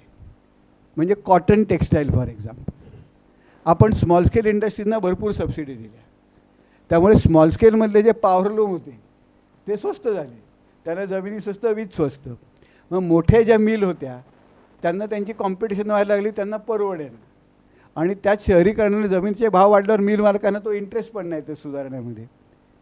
मग आपण काय केलं, भारत सरकारने ते सगळ्या गळ्यात मारून नॅशनल टेक्स्टाईल कॉर्पोरेशन करून सगळ्या अंगावर घेतले आणि त्या नॅशनल टेक्स्टाईल कॉर्पोरेशनची प्रत्येक मिल लॉस मेकिंग होती. पण हे लॉस मेकिंग गोष्टी आपण पाळत राहिलो अनेक वर्ष. तर साधारण आपल्या चुका काय, आपल्या एक धोरणात्मक चौकट मग अशी आपण चर्चा केली, पण त्या धोरणात्मक चौकटीतनं अनेक चुकाही झाल्या आपल्या पॉलिसी वाईज, ज्या होणं आवश्यक नव्हतं. त्याचबरोबर आपली एक मोठी चूक झाली की आपण नॅशनल लेवलच्या जेव्हा मोठ्या इन्स्टिट्यूशन्स करायला गेलो, आपण IITs केल्या, IIMs केल्या, या केंद्र सरकारने केल्या, पण जिल्हा परिषद शाळांचा दर्जा आपण नाही सुधारला. जिल्हा परिषद शाळांवर काहीच काम झालं नाही. प्राथमिक शिक्षणावर त्या स्टेट्सकडे राहिल्या आणि राज्य सरकारने त्यांच्याकडे लक्ष दिलं नाही. केंद्र सरकारमध्ये नेहरू होते आणि आपल्याला राष्ट्रीय लेवलचे इन्स्टिट्यूट्स करता, पण IITs, IIMs ती यादीमध्ये काढली होती. 40 का 45 संस्था निघाल्या चांगल्या आणि त्या अजून जोरात सुरू आहेत सगळ्या. म्हणजे कल्चरमध्ये, शिक्षणामध्ये, आरोग्यामध्ये, निरनिराळ्या पायाभूत गोष्टी, शास्त्र विज्ञानामध्ये, तंत्रज्ञानामध्ये, पण त्या राष्ट्रीय पातळीच्या निघाल्या. एज्युकेशन हा स्टेट सब्जेक्ट होता, स्टेटकडे कोणीच त्याच्याकडे लक्ष दिलं नाही. हां, आणि तो खूप मोठी किंमत आपण त्याची चुकवली. मी आता त्याच्याशी आपण येऊ. तर साधारण 80च्या दशकापासून सगळं राष्ट्रीयकरण वाईट होतं असं नाही. इंदिरा गांधींनी 69 साली बँका नॅशनलाइज केल्या आणि बँका नॅशनलाइज केल्यानंतर ग्रामीण भागात उघडलेल्या शाखा, शेतकऱ्यांना मिळणारं कर्ज, याच्यामध्ये मोठ्या प्रमाणात वाढ झाली, बँकिंगचा विस्तार झाला आणि त्यामुळे इन्क्लुझिव्हिटी लोकांची आली आणि त्या बँका तशा बऱ्यापैकी एफिशियंटली त्यांनी काम केलं. बरं, आता इथे गोंधळ काय होता, ह्या मॅक्रो इकॉनॉमिक्सच्या संदर्भात येताना साधारण 80पर्यंत आपण करतो, सरकार सगळे लॉस मेकिंग उद्योग करतं आहे ना, पैसे कुठून आणायचे. तर सरकार एक आयडिया करायचा. पैसे म्हणजे दोन गोष्टी होत्या. एक तर ऑटोमॅटिक मॉनेटायझेशन, म्हणजे सरकारने जर कर्ज काढलं, म्हणजे सरकारला जर एक 10,000 कोटी रुपये हवे असतील तर ते रिझर्व्ह बँक कायद्याने कर्ज द्यायची त्यांना, कायद्याने. म्हणजे रिझर्व्ह बँकेला कायद्याने कर्ज द्यायला लागायचं 10,000 कोटी रुपये. आता सरकारला 10,000 कोटी दिलं, गंमत काय होते की रिझर्व्ह बँकच्या बॅलन्स शीटमध्ये असेट वाढतो ना, तो 10,000 कोटीचा, त्याच्या बॅलन्स शीटमध्ये 10,000 कोटीचा असेट वाढतो, बरोबर. ते मल्टिप्लायर जसं मी दाखवलं तसं मनी मल्टिप्लायर म्हणून मग सगळ्या बँकांमधनं. बरं, पैसा म्हणजे काय, अर्थव्यवस्था पैशाची देवाण फक्त नोटा नसतात.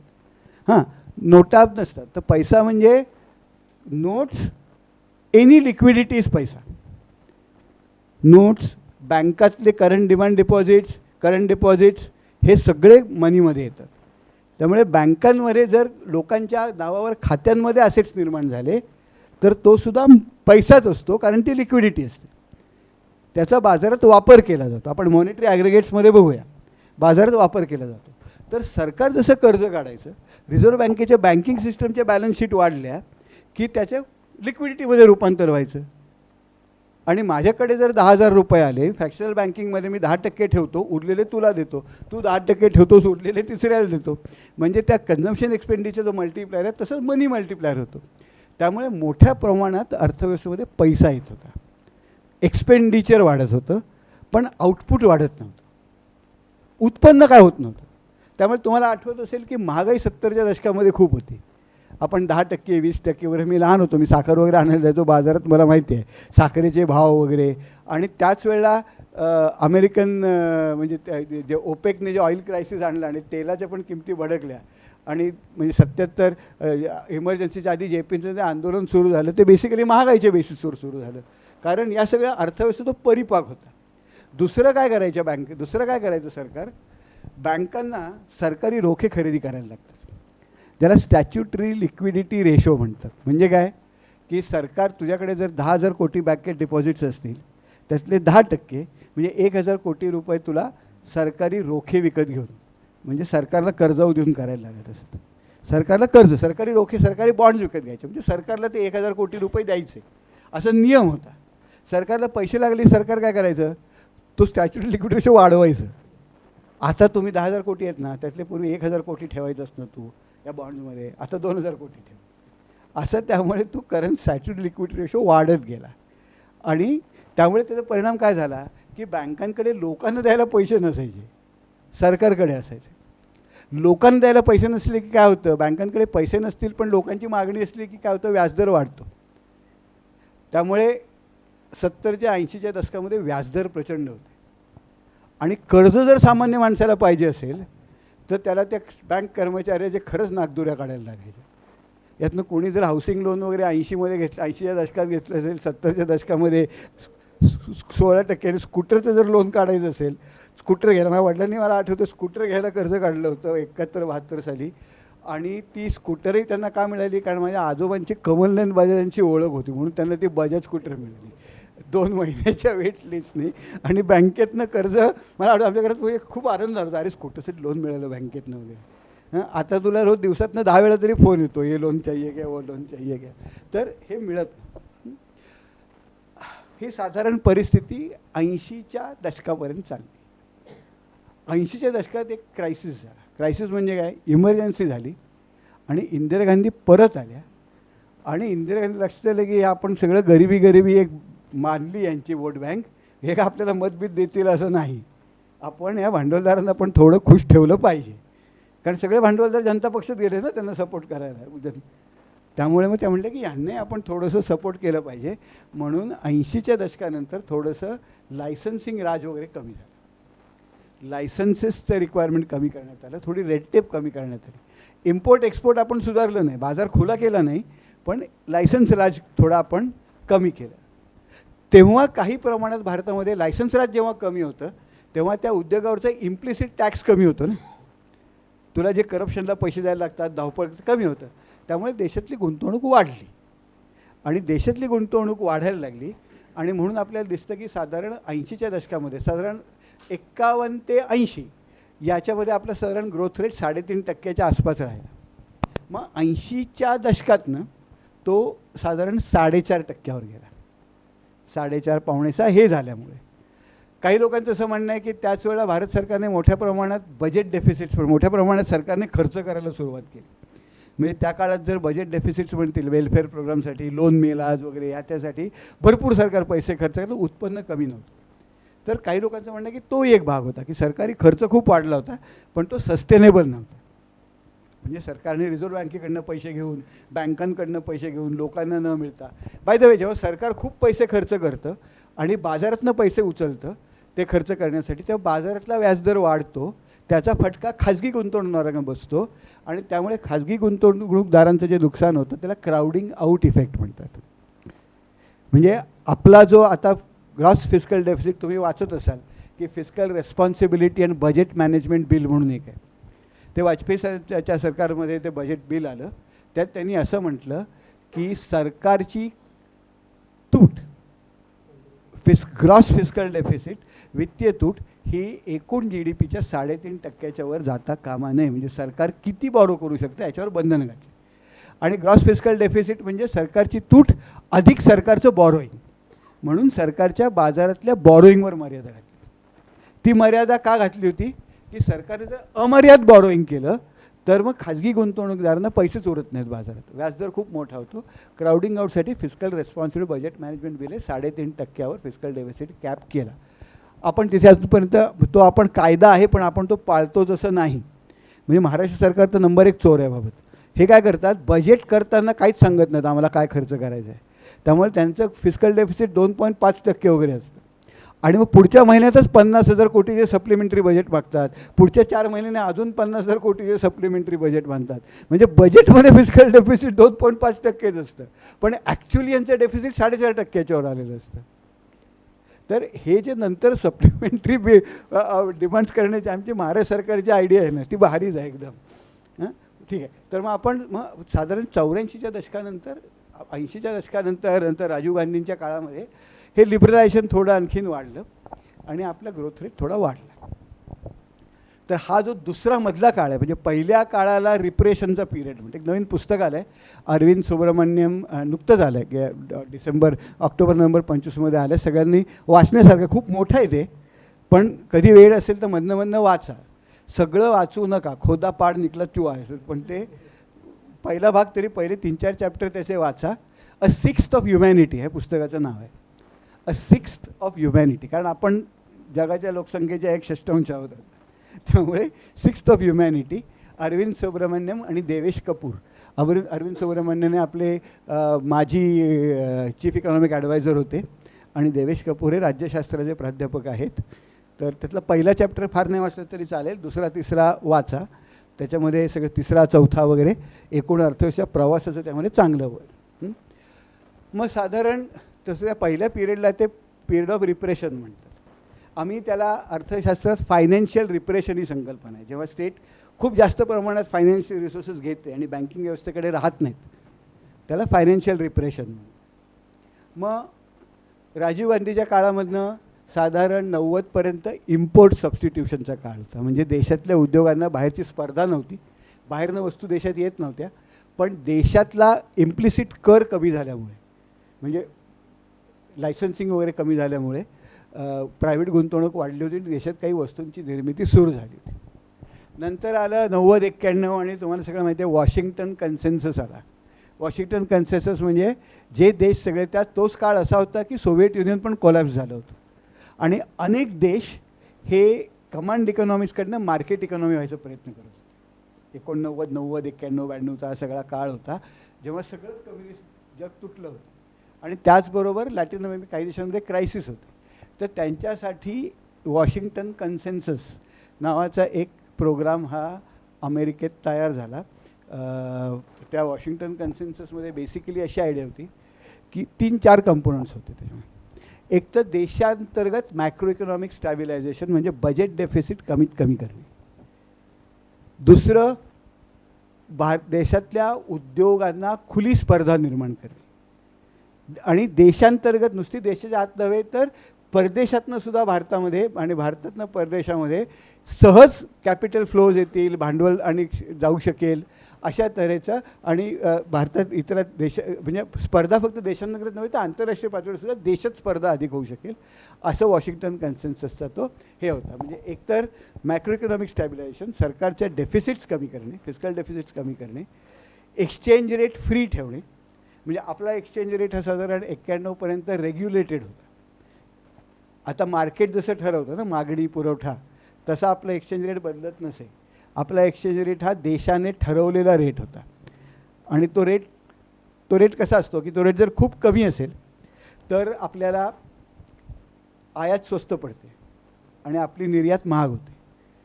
तो रेट जर खूप जास्त असेल तर आपली निर्यात इतर देशांना महाग पडते आणि आपण इथं आणतो ते स्वस्त पडतं. तो नॉर्मली डिमांड सप्लायप्रमाणे जशी आंब्याची किंमत ठरेल तशी आता एक्सचेंज रेटची ठरते. पूर्वी तसं नव्हतं, देश ठरवत असे किती आहे.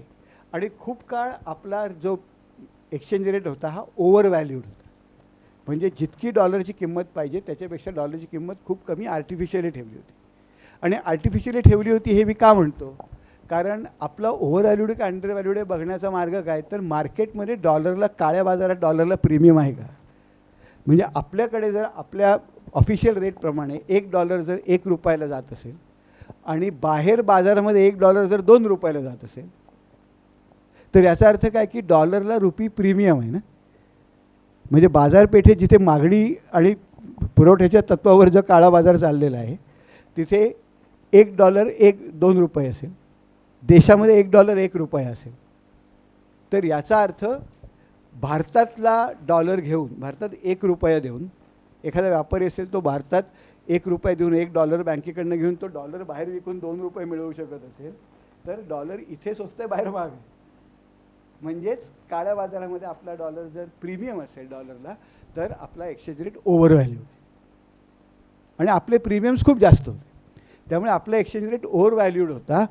तो डेप्रिसिएट करण्याचे अनेक प्रयत्न करून झाले होते. इंदिरा गांधींनी एकदा केला होता आणि इंदिरा गांधी सुरुवातीला म्हणजे नेहरू गेल्यानंतर लगेच जेव्हा आल्या होत्या तेव्हा त्यांचं नवीन चरित्र आलं इंदिरा गांधींचं. त्या जास्त मार्केट ओरिएंटेड होत्या, खूप जास्त मार्केट ओरिएंटेड होत्या आणि त्या कदाचित जास्त लिबरल झाल्या असत्या. त्यांनी पहिले एक्सचेंज रेट डिव्हॅल्युएशन केल्यावर काँग्रेसमधले जे बाकी गट त्यांच्या विरोधी होते, सिंडिकेट वगैरेवाले, ते इतके अंगावर आले आणि ती परिस्थिती सावरता सुद्धा इथं इतकं नाकी नव्हतं. त्यांनी लिहून ठेवलं आहे की धोरणं चालवायची कशी म्हणून. तर त्याच्यामुळे त्या बऱ्याचशा प्रमाणात पुन्हा या भानगडीत पडायला नको अशा स्वरूपाच्या झाल्या. 91 साली मापाचा आपल्यावर क्रायसिसच आला. म्हणजे 91 सालापर्यंत आपली परिस्थिती होती की आपण विकत काहीच नव्हतो बाहेर बाजारात. आपल्या गंगाजळी एकदम, त्यामुळे आपल्याकडे पैसे डॉलर येत नव्हते. ते इराक वॉर वाढली, तेलाच्या किमती महाग झाल्या, आपल्याला बिलं थकवता नाके न आले. त्यानंतर आपण कर्ज काढली होती, कर्ज परत फेडताना डॉलरमध्ये करायची होती आणि परिस्थिती आली की आपल्याकडे 15 दिवसाचाच लीव आहे. 15 दिवसात सगळे पैसे संपले असते आपले आणि आपण बगला वर करायला लागले असते आपल्याला, म्हणजे आपण बँकरप्ट झालो असतो. तर ती परिस्थिती यायच्या आधीच चंद्रशेखरांच्या राजवटीमध्ये एक व्हाईट पेपर तयार झाला होता की भारतीय रेल्वे किती वाईट परिस्थिती, त्यांना आता काय करायचं म्हणून. 2-3 पुस्तकं आहेत त्याच्यावर. एक तर पी.व्ही. नरसिंहरावांचं एक चरित्र आहे, हाफ लायन म्हणून, आणि दुसरं जयराम रमेशांचं पुस्तक आहे त्या ह्याच्या प्रोसेसवर, आणि अजून एक आहे, 3 आहेत ना, the 45 days that change India वगैरे असं काहीतरी आहे, मी नावं विसरलो. पण तर याच्यामध्ये या सगळ्याच्या मागचं पॉलिटिक्स दिलेलं आहे, कसं झालं, काय झालं. आणि मग चंद्रशेखरांच्या सरकारला ते करायला अवधीच नाही मिळाला. आणि नरसिंहरावांनी हे वाचलं तेव्हा नरसिंहराव खूप प्रॅग्मॅटिक होते. तेव्हा त्यांनी मनमोहन सिंगना बोलून सांगितलं आता करायचं काय म्हणून, हे परिस्थिती अशी आहे. आणि मग त्यातनं नंतर वेगवेगळे मार्ग निघायला लागले, ते कसे पॉलिटिकली सोडवले. उदाहरणार्थ आपण जी ट्रेड पॉलिसी, नवीन इंडस्ट्रीयल धोरण बनवलं, हे सगळं लायसन्सिंग वगैरे रद्द करायचं, ते खरं तर खूप गेम चेंजिंग होतं आणि त्याला खूप विरोध झाला असता पक्षांमधनं. म्हणून मग त्यावेळेला असं की बजेट संध्याकाळी असायचं आणि सगळे वर्तमानपत्रवाले दिल्लीत जाऊन बसायचे. आणि कारण असायचं ना, ते बजेट ऐकलं की लगेच जाऊन टाईप करून सकाळपर्यंत फॅक्स करून पेपरला आलं पाहिजे सकाळी. त्यामुळे सगळ्यांचा फोकस संध्याकाळवर असायचा. चिदंबरम हे इंडस्ट्री मिनिस्टर होते, ज्युनियर मिनिस्टर होते. चिदंबरमने सकाळी एक प्रेस घेतली, त्याला कोण आलं नाही. त्या प्रेसमध्ये चिदंबरमने हे धोरणच जाहीर करून टाकलं. मागच्या बजेटपेक्षा सकाळचं महत्त्वाचं होतं. किंवा नरसिंहरावने एक मोठा पेपर तयार केला, काँग्रेस वर्किंग कमिटीमध्ये एक मोठं डॉक्युमेंट केलं. त्याची पहिली 15-20 पानं नेहरू धोरणांची सगळी स्तुती होती आणि मग मागे सगळं बदल होतं. आणि ते म्हणले की आमचे काँग्रेसचे पुढारी काही 10-15 पानाच्यावर वाटणार नाही, जी खात्री होती मला. त्यामुळे सगळ्यांनी ते मान्य करून टाकलं आणि आम्ही फार मजेशीर गोष्टी आहेत त्या. तर तिथपासनं साधारण 91 ते 2010चा काळ आहे, याला न्यू लिबरलिझमचा काळ म्हणतात. कारण स्टेट विड्रू म्हणजे फिस्कल डेफिसिट्स कमी करणे, त्याच्यामध्ये कमीत कमी खर्च करणे आणि प्रायव्हेट म्हणजे पब्लिक सेक्टरमधनं विड्रॉ करणे, डिलायसन्सिंग करणे, अर्थव्यवस्था खुली करणे. आपण एक्सचेंज रेट मार्केट डिटरमाइन केला. पण हे लक्षात घ्या की आपण अत्यंत विचारपूर्वक केला, कारण 2 इंटरनॅशनल ट्रेडमध्ये 2 गोष्टी, एक तर करंट अकाउंट असतं आणि कॅपिटल अकाउंट असतं. करंट अकाउंटमध्ये काय असतं की ज्या साध्या गोष्टी असतात, उदाहरणार्थ मला अमेरिकेतनं पुस्तकं मागवायची असतील तर मी ॲमेझॉनवर बघू शकतो आणि तिथे माझे पैसे पाठवू शकतो. म्हणून करंट अकाउंटवर या गोष्टी आपलं एक्सचेंज रेट पूर्णपणे फ्लेक्सिबल आहे. पण जर अमेरिकेतनं भारतामध्ये गुंतवणूक करायची असेल कुठल्या क्षेत्रामध्ये, तर मग मला रिझर्व्ह बँकेची परवानगी लागते. म्हणून कॅपिटल अकाउंटवर आपण अजून फ्लेक्सिबल नाही आहोत, करंट अकाउंटवर फ्लेक्सिबल आहोत. आणि ह्याचा आपल्याला उपयोग झाला. म्हणजे 2008चा जो एशियन क्रायसिस झाला त्या क्रायसिसमध्ये आपल्याकडनं भांडवल जाणे येणे हे होत नाही आणि त्यामुळे कॅपिटल अकाउंटवर कन्व्हर्टेबिलिटी अजून आपली झालेली नाही, करंट अकाउंटवर आपण आहोत. हा तेव्हा विचारपूर्वक हे सगळं केलं गेलं. करंट अकाउंट झालं आणि आपण मग साधारण 2010पर्यंत या प्रोसेसमध्ये होतो. 2010मध्ये आपण जो पिरियड आहे 2010 ते या काळामध्ये ग्रोथ रेट आपला हा साधारण 6.5-7% आला.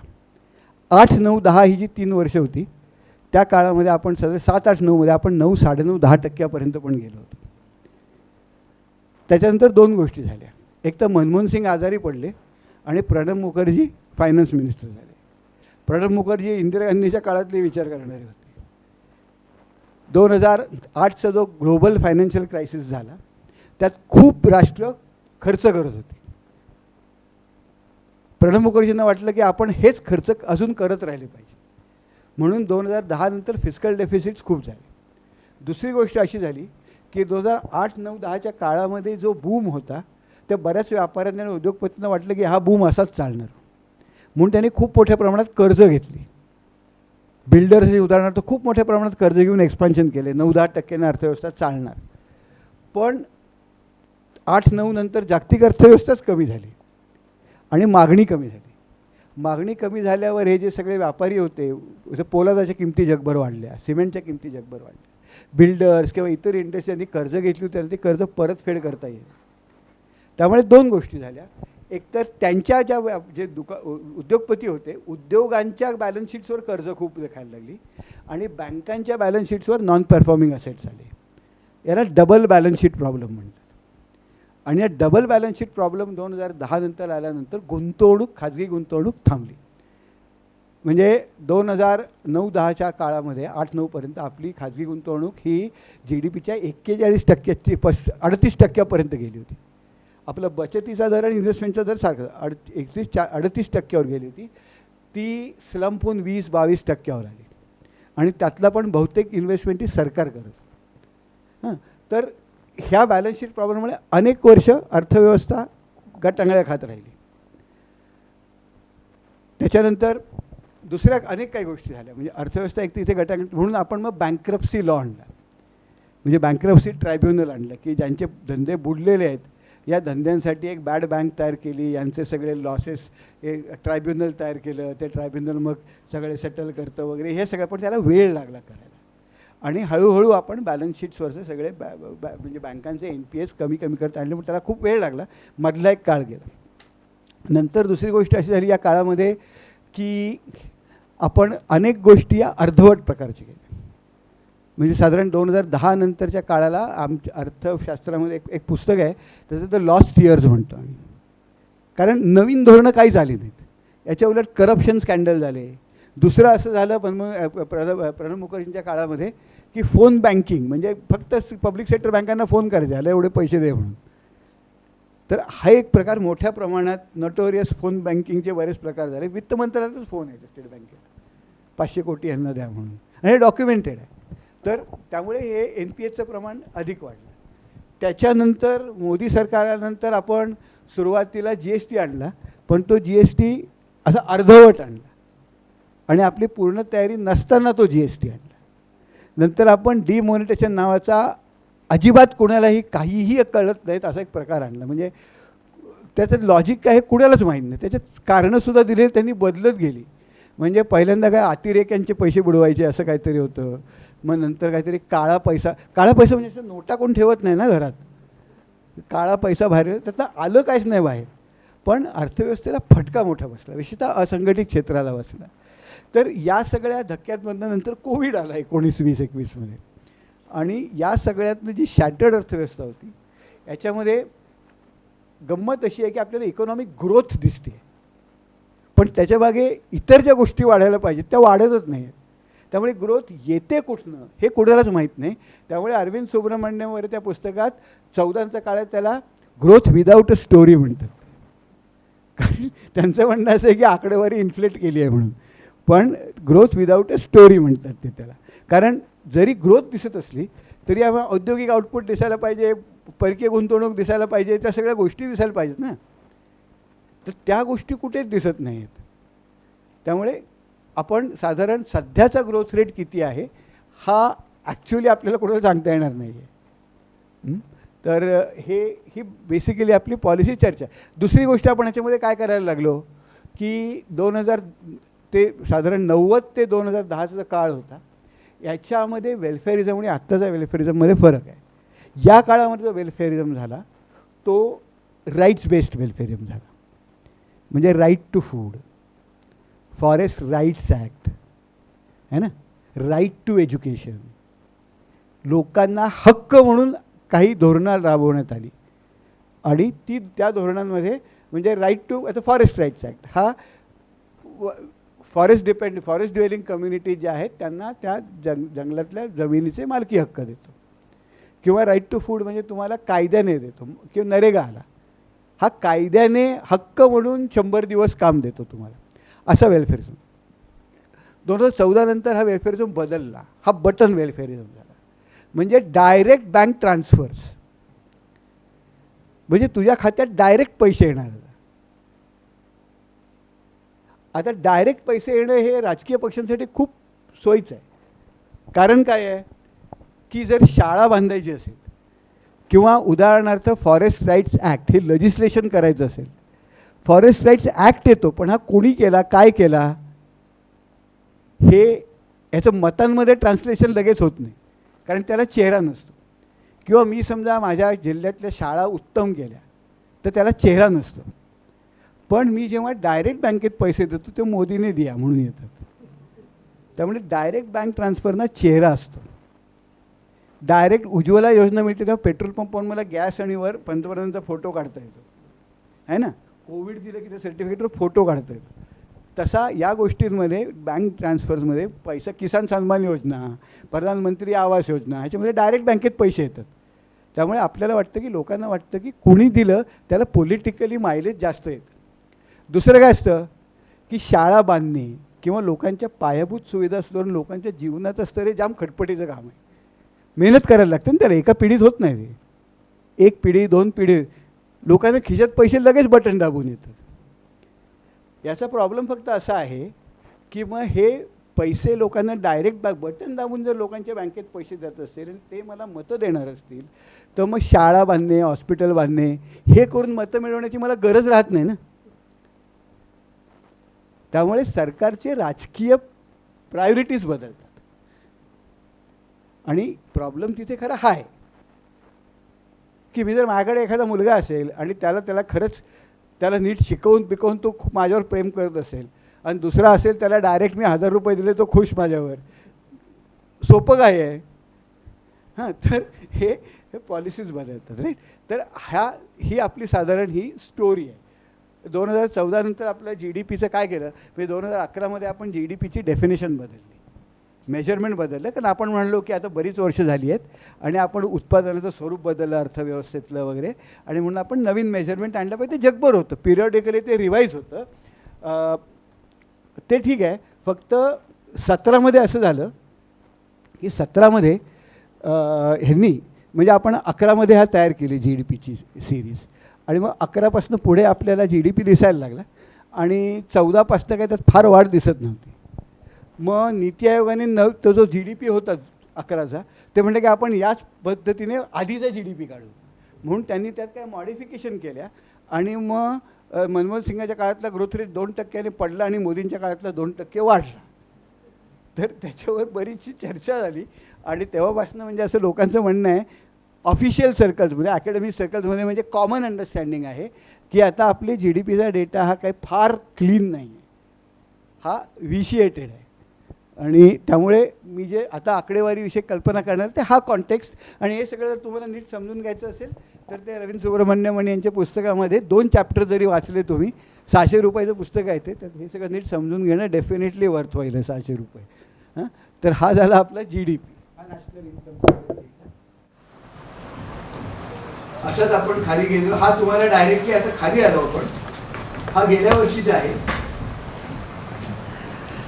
Economic survey.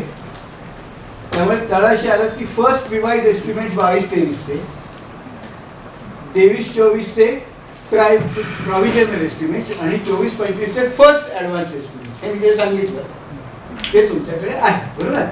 कारण 22-23चा आता फर्स्ट रिवाइज एस्टिमेट काय तुम्हाला माहिती आहे, कारण 2 वर्षाने आलेली आकडेवारी आहे ती कन्फर्म केलेली. 23-24चा प्रॉव्हिजनल एस्टिमेट आहे, कारण फायनान्शियल वर्ष झालं पुढचं वर्ष आहे, आणि 24-25चं फक्त फर्स्ट ॲडव्हान्स एस्टिमेट. कारण त्या वर्षामध्ये उपलब्ध, म्हणजे आता उदाहरणार्थ आपला इकॉनॉमिक सर्वे यावर्षीचा येईल, हा फेब्रुवारीमध्ये येईल. त्या फेब्रुवारीमध्ये 25-26ची जी GDP असेल त्याची आकडेवारी ही जानेवारीमध्ये आलेली असेल, म्हणून फर्स्ट ॲडव्हान्स एस्टिमेट असेल. मागच्या वर्षी जी आकडेवारी असेल ती गेल्या मेमध्ये आलेली असेल, ती प्रॉव्हिजनल एस्टिमेट असेल. आणि 20-21ची असेल ती 2 वर्षापूर्वी आलेली असेल, ती फर्स्ट रिवाइज एस्टिमेट. हां, आता हे झालं GDP, हे प्रॉव्हिजनल रिवाइज ॲडव्हान्स.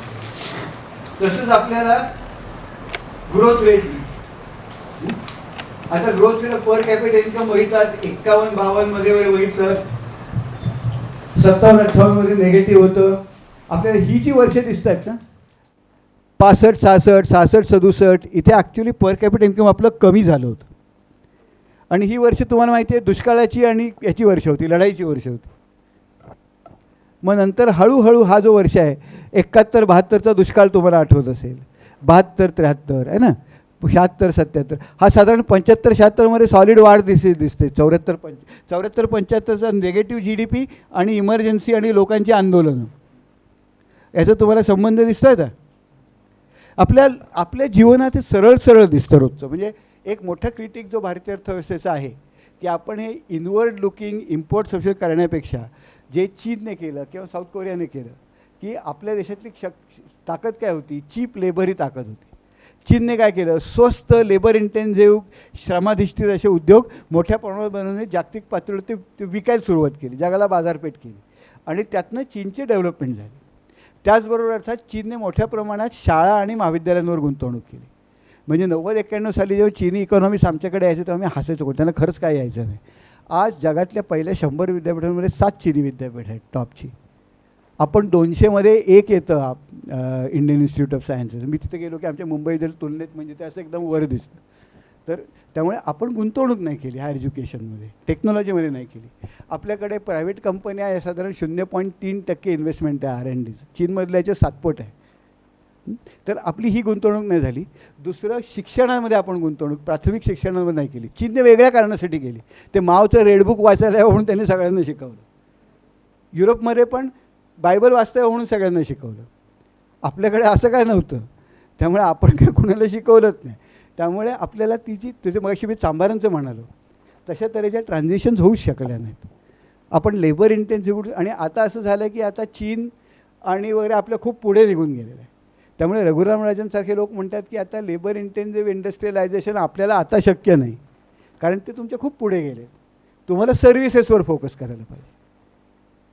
पण सर्व्हिसेस कुठल्या, हाय एंड सर्व्हिसेस, म्हणजे बॅक ऑफिसेस सांभाळणे लोकांचे, किंवा आता मॅन्युफॅक्चरिंग आणि सर्व्हिसेस दोन्ही. आता एखादी गाडी मी जर विकत घेतली ती गाडी अर्धी कम्प्युटरच असते, त्यामुळे त्या सर्व्हिसेस, त्या एंडला सर्व्हिसेस. पण दुर्दैवाने त्या सर्व्हिसेस देऊ शकणारं मॅनपॉवर आपल्याकडे नाही. म्हणजे आज आता मुख्यमंत्र्यांनी अनेक करार केले, सगळे ग्लोबल कपॅसिटी सेंटर्समध्ये आहे, डेटा सेंटर्समध्ये आहेत. पण डेटा सेंटर्सना ज्या तऱ्हेची मॅनपॉवर लागते, म्हणजे आता 1 लाख रोजगार मुंबईत तयार करणार, हार्डवेअर इंजिनियर्स लागतील, सॉफ्टवेअर इंजिनियर्स लागतील, त्या लेवलचं स्किल्ड, जे इंटरनॅशनली स्किल्ड मॅनपॉवर करू शकेल का, तर मॅनपॉवर आपल्याकडे आता नाही आहे पुरेसं. त्यामुळे आपण त्या गोष्टींमध्ये कॉम्पीट नाही करू शकत आहे.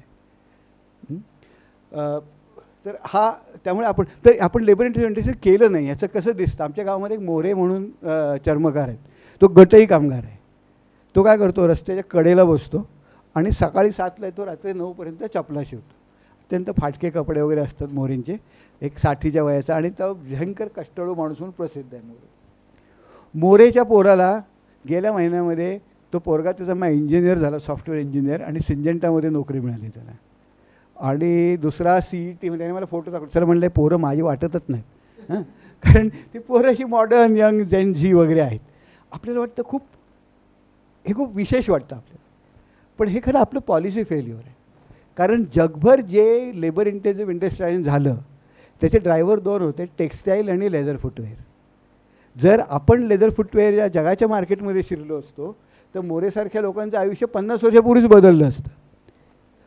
आणि एक श्रमिक वर्गांचा एक विशिष्ट आर्थिक स्तर आल्यानंतर मॅन्युफॅक्चरिंगमध्ये जे लो स्किल्ड मॅन्युफॅक्चरिंगमध्ये काम करतात त्यांना एक आर्थिक दर्जा, एक आर्थिक स्तर स्थिर झाल्यानंतर मग त्यांची मुलं सर्व्हिसमध्ये गेली तर एवढा फरक वाटत नाही. आपल्याकडे असं झालं की लेबर इंटेन्सिव्ह मॅन्युफॅक्चरिंग जॉब्सच नाही आहेत आणि वरच्या लेवलला सर्व्हिसेस, हाय एंड सर्व्हिसेस आपल्या खूप जास्त एक्सपोर्ट. म्हणजे जसं आपलं प्रिकॉशस डेमोक्रेसी आहे तसं आपलं प्रिकॉशस सर्व्हिसेस टू मच आहेत असं लोकांचं म्हणणं आहे. की आपण जी मधली स्टेज आहे, म्हणजे अर्थशास्त्रामध्ये साधारण डेव्हलपमेंटच्या प्रोसेस काय असतात, शेती असते, शेतीतनं विकास होतो. कसा होतो? इंडस्ट्रियलायझेशनमध्ये होतो. म्हणजे शेतीतला कामगार हा इंडस्ट्रियल कामगार होतो आणि मग तो इंडस्ट्रियल कामगार एका विशिष्ट टप्प्यावर गेला की तो इंडस्ट्रियल कामगार पुढे मग त्याची पुढची जी पिढी असते ती हाय एंड सर्व्हिसेसमध्ये जाते. म्हणजे कामगारांची मुलं वकील होतात, इंजिनियर होतात, गाणं गायला लागतात, ॲक्टर्स होतात, पण चांगल्या लेवलला एक होतात. तर अशी जी ट्रान्झिशन सर्व्हिसेसची आहे तशी आपली झाली नाही. आपली मधली मॅन्युफॅक्चरिंग झालीच नाही.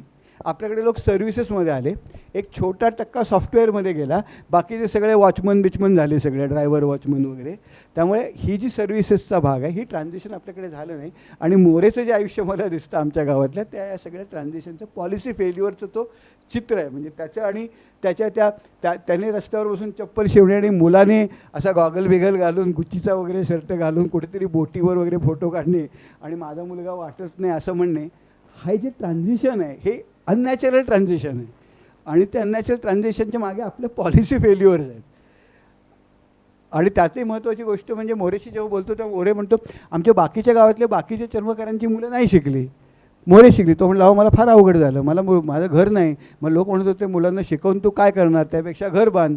आमच्या बाकीच्यांनी घरच बांधली. आमच्या बाकीच्या चर्मकारांची मुलं कोण अनएम्प्लॉईड आहे, कोण डेली वेजवर आहे वगैरे. म्हणजे हे ट्रान्झिशन न झाल्यामुळे मोरेसारख्या माणसाला दुप्पट अवघड झालं आहे ट्रान्झिशन करणं.